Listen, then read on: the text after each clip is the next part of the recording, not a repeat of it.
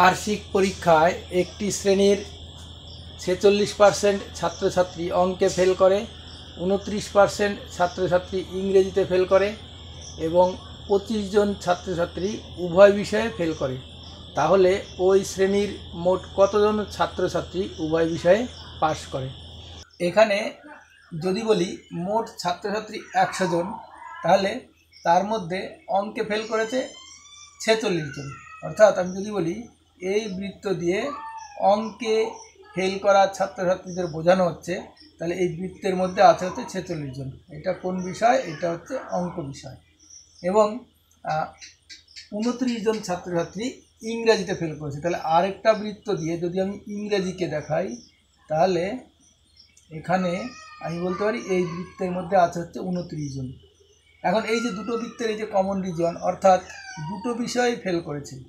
দুটো বিষয়ে ফেল করেছে কতজন? দুটো বিষয়ে ফেল করেছে 25 জন।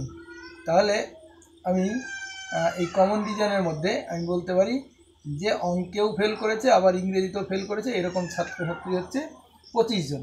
তাহলে মোট অঙ্কে ফেল হচ্ছে 46 জন, তার মধ্যে উভয় বিষয়ের ফেল রয়েছে 25 জন। তাহলে বলতে পারি শুধুমাত্র অঙ্কে ফেল হচ্ছে 21 জন।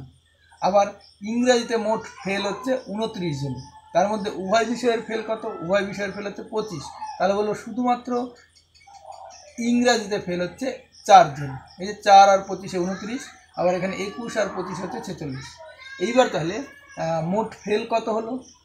মোট ফেল হলো 21 জন শুধুমাত্র অঙ্কে ফেল, 25 জন দুটো বিষয়ে ফেল, আর 4 জন হচ্ছে শুধুমাত্র ইংরেজিতে ফেল।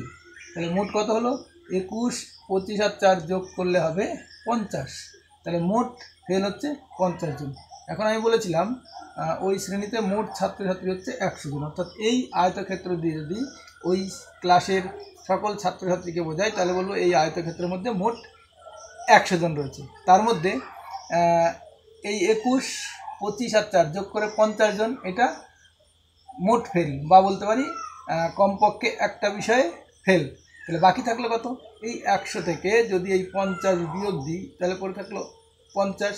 তাহলে বলবো এই 50 জন হচ্ছে উভয় বিষয়ে পাশ করেছে। অর্থাৎ বলবো এখানে অপশন এ হবে আমাদের সঠিক উত্তর।